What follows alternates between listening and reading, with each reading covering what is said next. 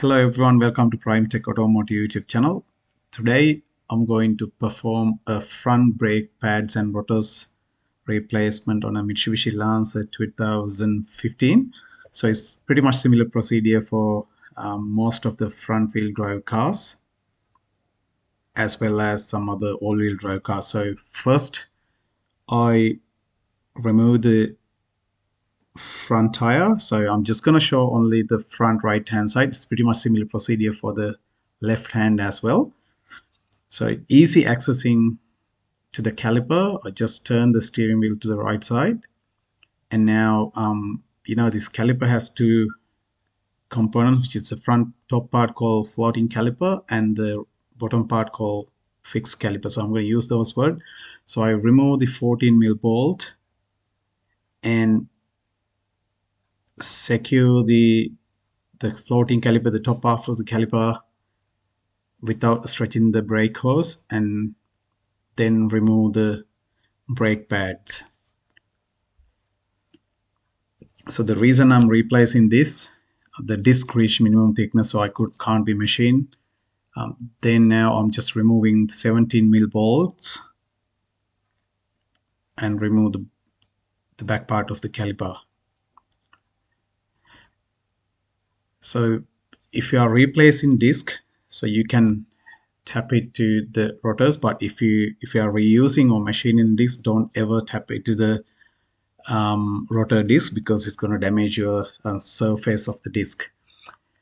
And now I'm just cleaning the hub, because if you don't clean this hub here, lots of corrosion can warp the new disc because it's not sitting properly. Give it a good clean, remove all the corrosion now. If you want to use sandpaper to clean it properly.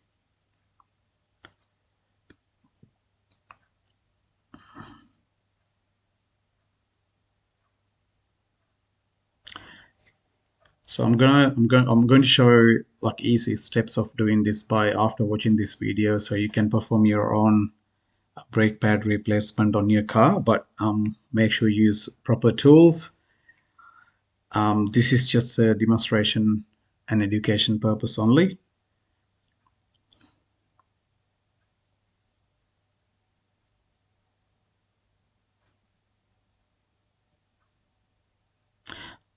So once you do a proper clean on this hub, you can either use a brake cleaner or cleaning solvent to clean it, or just use the air blower and clean all the rust out.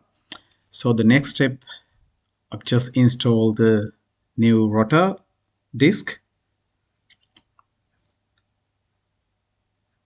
and then secure the rotor disc by using a wheel nut. So it's easier when you fit in new pads and the caliper.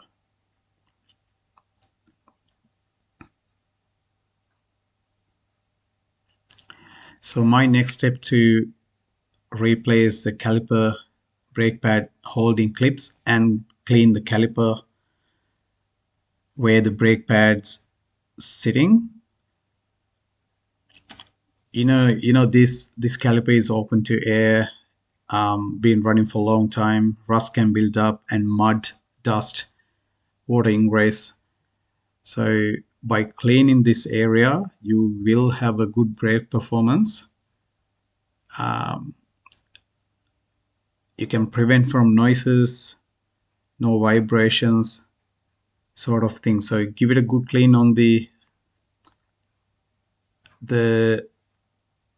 edges and the grooves where the brake pad and the caliper the caliper clips are sit. I'm just using the drill and the wire brush, but if you don't have these things, you can always use a sandpaper.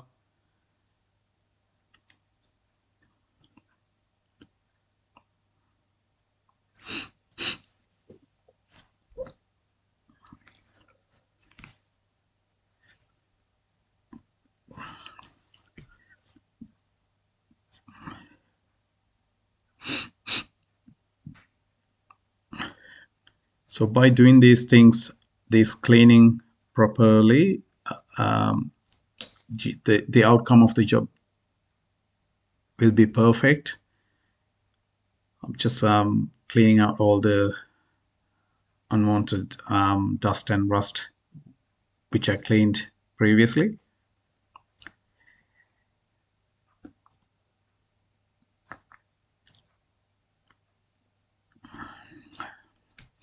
So I'm just replacing the springs.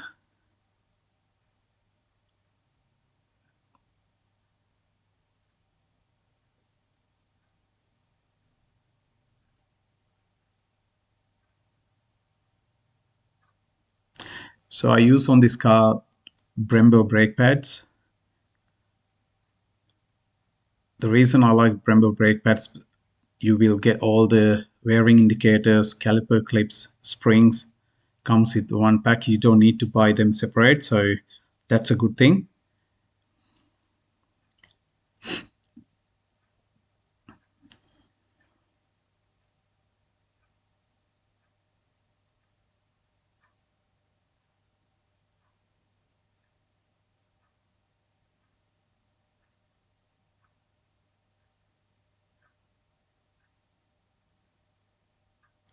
So I'm just fitting the wearing indicator. There's a slot on the brake pad that you can fit the wearing indicator to the brake pad. So if you look at the brake pad, the place where you fit the bearing indicator can be seen correctly. And also I'm just applying the a lubricant, a grease called anti-squeak. It's a copper grease. I'm applying them on the edges of the brake pad where it sits on the caliper, not on the brake pad surface.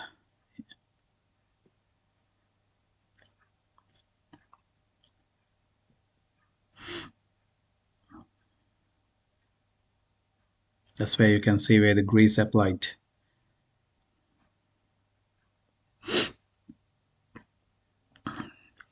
I'm just installing the caliper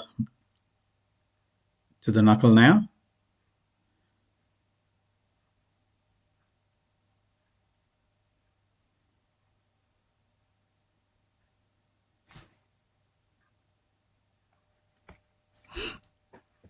So once you hand tight the 17mm bolt on this car, it can be, the bolt head size can be varied to depend on the car what you work on. So the bolt torque on this car is 100 Newton meters. So I'm gonna put the torque specs on the description below.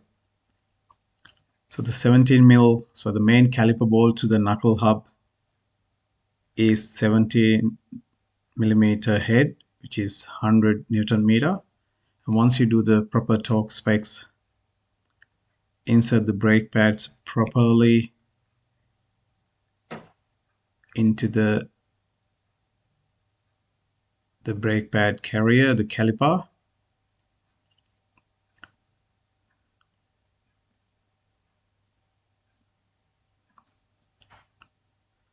And then I'm using the brake pad piston pressing tool. So in this car, I have done the brake fluid flush today when carrying out the service. So hence why I'm pressing the brake pistons back in. Then you will see the fluid overflowing because I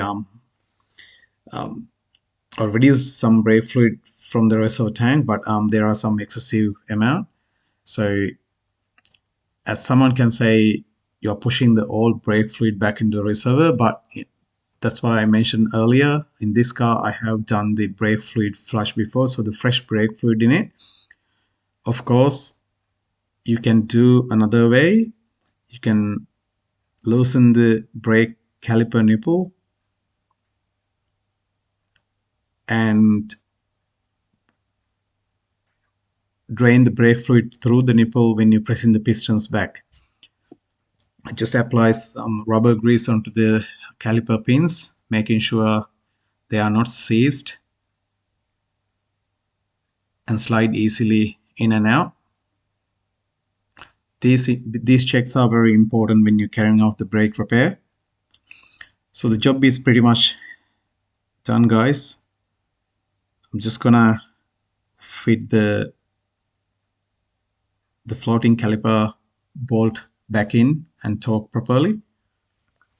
That's the last part of the brake overhaul.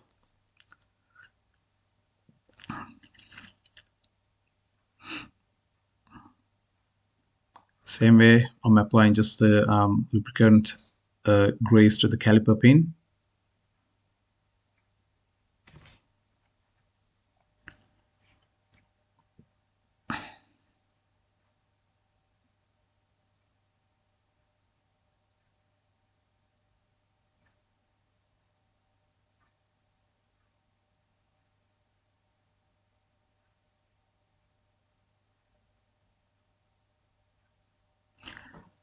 So the torque specs for the brake caliper to carrier bolt is 44 Newton meters.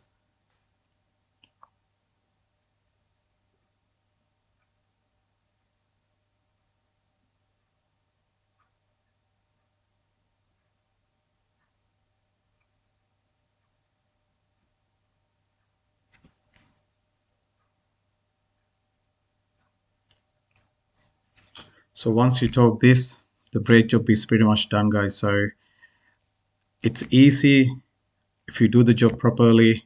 This is the outcome. And I have washed the drain brake fluid by using the water. Thanks for watching. Keep in touch with the PrimeTech Automotive YouTube.